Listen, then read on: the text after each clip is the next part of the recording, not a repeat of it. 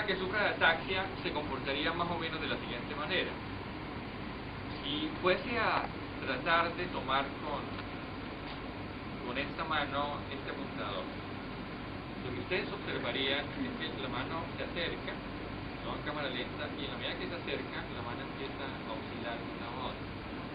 Hasta que más cerca esté, mayor es la oscilación y termina botando.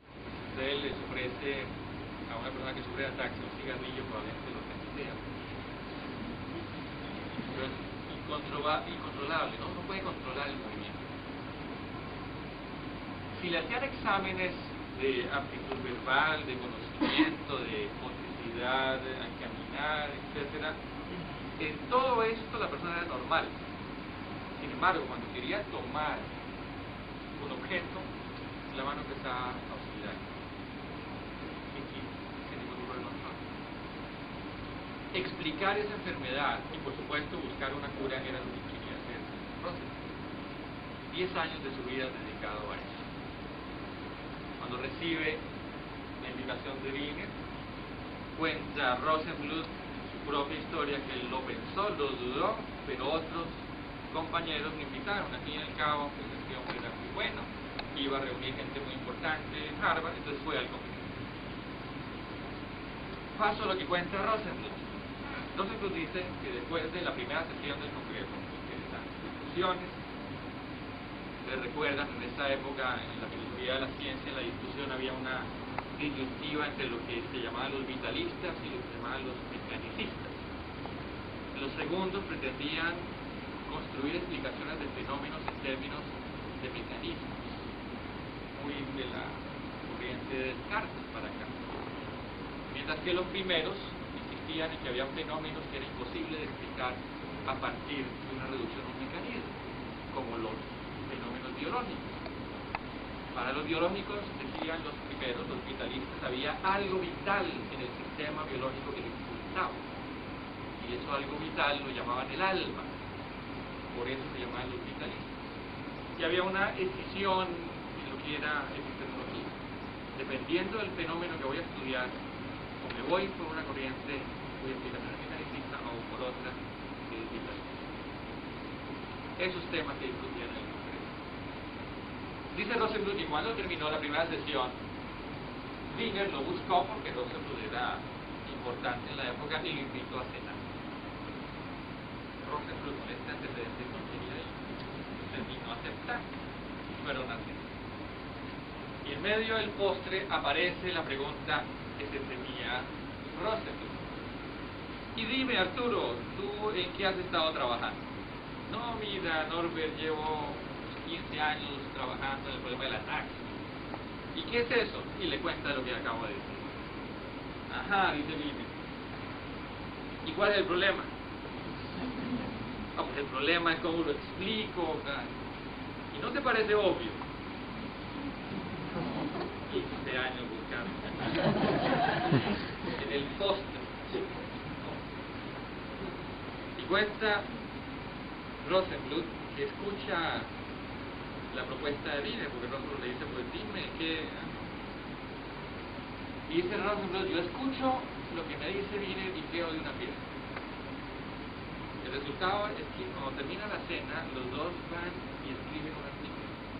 A las 2 semanas sale publicado. Ese artículo genera una revolución en lo que es pensamiento en filosofía de la ciencia. Ese es el origen de la filosofía. Ahora, la pregunta es, ¿cuál fue la explicación de Wiener? ¿Cuál fue la explicación? La explicación que dio Wiener fue exactamente la misma que utilizaría para describir cómo resolver el problema de derribar un avión en Venezuela. Exactamente la misma. Dijo, mira, tú, más o menos, lo que invento yo, ¿no será que hay un problema de comunicación y control que está involucrado como así?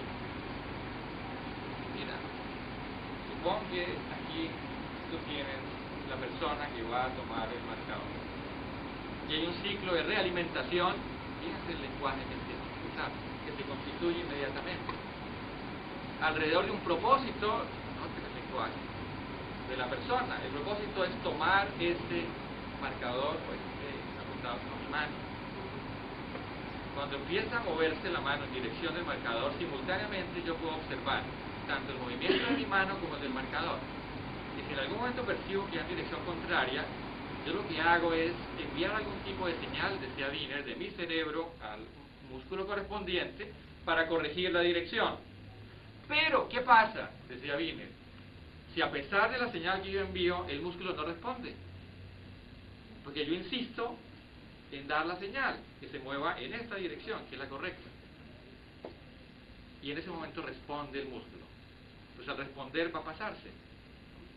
Ahora yo noto que va desfasado más aún en la otra dirección, e insisto en recorrer la dirección opuesta. Y el músculo no responde.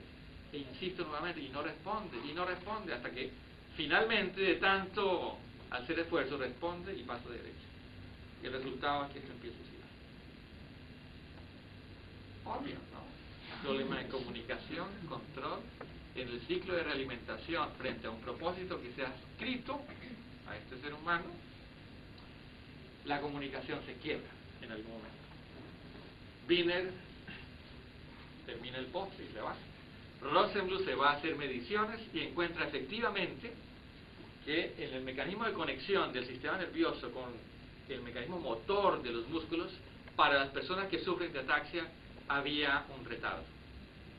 Y ese retardo estaba asociado con ese movimiento. ¿Qué hacen? Pues desarrollan más adelante algún tipo de droga que permite reducir al mínimo el retardo y efectivamente el movimiento oscilatorio tiende a desaparecer. Fenómenos de estos son comunes hoy en día. Cuando hay retardos en información en sistemas similares, ustedes van a observar comportamiento oscilatorio de variables. Les menciono dos ejemplos comunes. Uno de la vida cotidiana y otro de las empresas. El de la vida cotidiana. No sé si pasa aquí, pero en Colombia, cuando ustedes se van a bañar en la ducha, hay dos llaves y una sola, ¿cómo se llama acá? Por donde sale el agua. Una dice H de hirviendo y la otra H de helado. Una roja y otra azul. Esa es la distinción finalmente. Ustedes quieren, es el propósito, lucharse con agua tibia. ¿Cuál abren primero? Depende del estado de ánimo. ¿Se quieren quemar o congelar?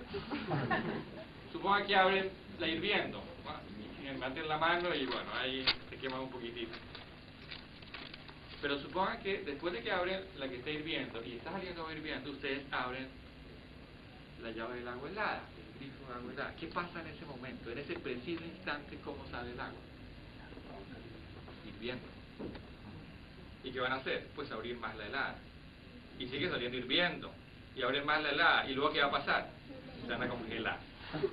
Luego abren la hirviendo. ¿Y qué pasa? Sale helada. Y más, y hasta que sale hirviendo. Si alguien por fuera del baño empezase a registrar sus gritos, va a registrar una cosa así.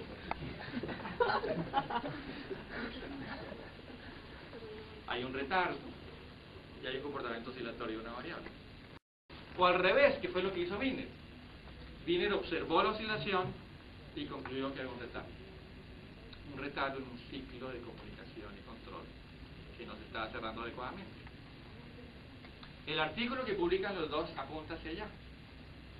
Lo publican en un diario de filosofía. ¿Por qué? Porque el punto de fondo que los dos reconocen es que esa aparente dicotomía que había en el momento entre los vitalistas y los mecanicistas se podría cerrar si el fenómeno que se estudiaba era un fenómeno de comunicación y control.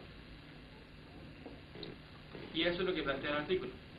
Si ustedes van a estudiar fenómenos de comunicación y control, el mecanismo explicativo es el mismo, independientemente que el fenómeno lo observen en un ser vivo, la persona que sufre ataxia, o en una máquina, el cañón antiaéreo.